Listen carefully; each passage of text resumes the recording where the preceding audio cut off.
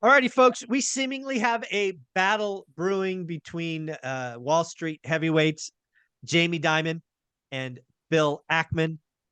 And I think we need to dig in because they are right now on opposite sides of the trade. And I think we need to talk about it. What are you thinking, Taylor?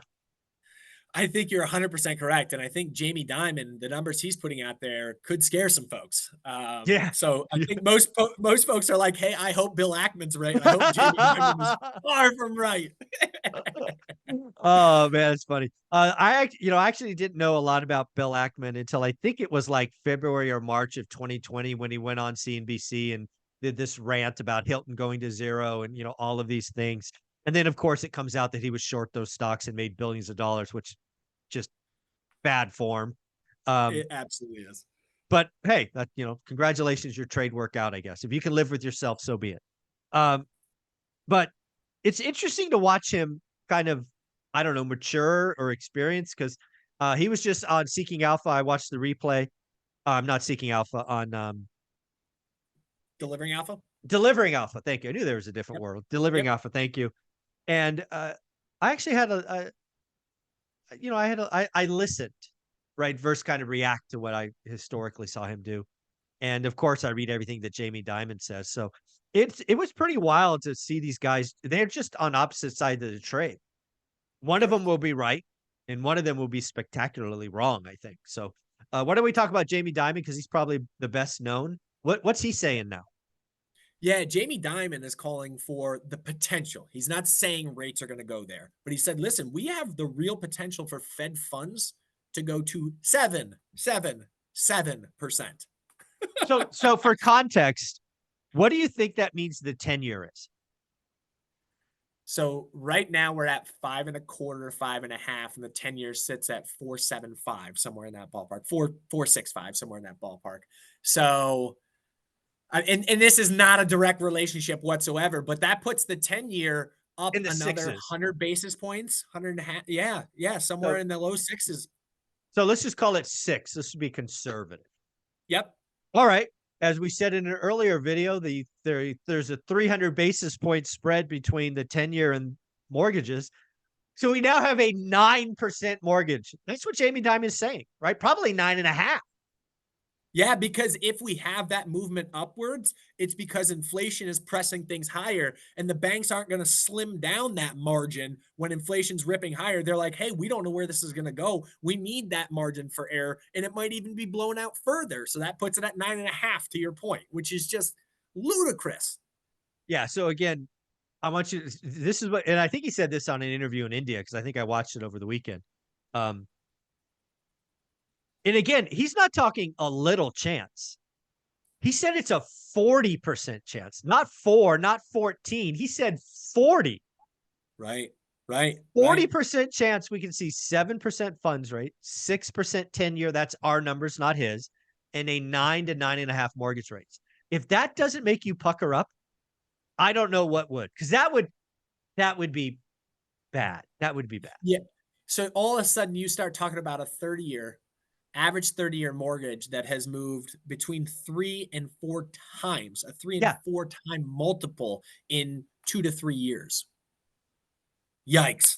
Yeah. So, actually, the this is what I think is pretty wild because I think housing, and again, it's transactions. I think transactions are going Sure. sub 4 million. They're probably going to go to 3.7, 3.8, somewhere around there. Let's just say we went to 10% mortgage rates. There's actually not that much more room in transactions to fall because of life events, right? And cash buyers and all these other things, right? So you might get down to 3.4, 3.5 million. Even in 1981 with 18% mortgage rates, we did like 2.5 million transactions. So we're not going to zero. What I'm getting at is housing is interest rate sensitive. It's the most interest rate sensitive. It's already feeling the pain. If we have 10% mortgage rates, what does that do for companies? What is that doing for people who have to roll debt over? What does that do for commercial real estate?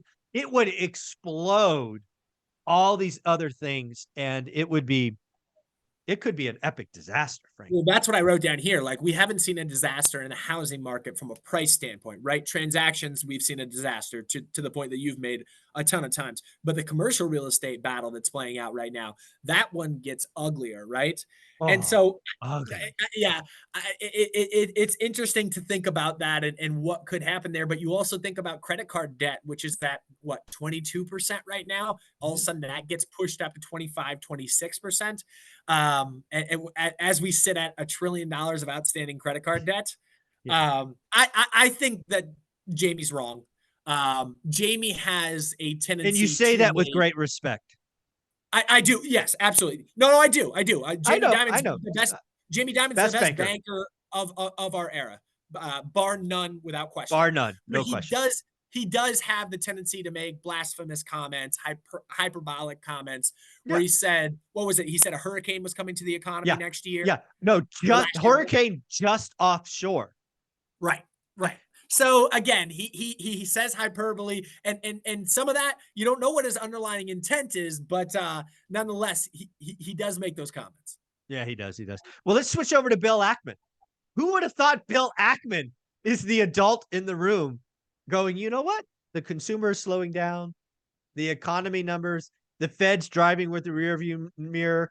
There's a lot more weakness, student loans, oil, strikes. Yeah, the economy is slowing down. I think the Fed's done. That was essentially what Bill Ackman said. Thinks the Fed's done. They're going to pause from here. Yeah. Yeah, and I think that's the more modest, moderate approach. I think that's essentially what the market's pricing in right now. The market's certainly pricing in the fact that the Fed's not going higher from here. They're Yeah. pricing in 3 interest rate cuts next year, which I think is still, and I believe you think that that's Oh yeah, still too much. Too overly much. aggressive to think we're going to get 3 cuts next year. Um, Yeah. the data just doesn't align that way. And now, when you do look at the underlying pieces of inflation, which sometimes I get annoyed when other people do this, but I'm going to do it anyway. Like, you do see shelter rolling over, and this is Yeah. something that you've been banging on for a while. Owner's equivalent rent is starting to roll over, but you still have on the other side, and granted, people say, "Hey, oil's not that important because it's so volatile." It's important. It's It's important. important from a psychological standpoint, and it's really important to the people that are less fortunate, that make minimum wage and have to drive to work. Everyone making minimum wage drives to work every single day. So it Right. disproportionately affects the bottom end, and that's cycling back up. We might get some correction in that because the Saudis may take a step back and say, all right, you know what? Instead of cutting like we have, we're actually making really good margins on this right now. Let's start incrementally increasing the oil we're putting in the market. Yeah. It's I just think there's a lot of headwinds. I can't believe this.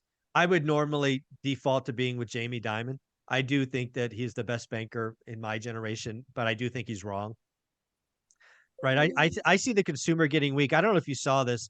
Allianz just put out a report that I read yesterday talking about more than 50% of Americans think there's what do they call it? A significant recession coming.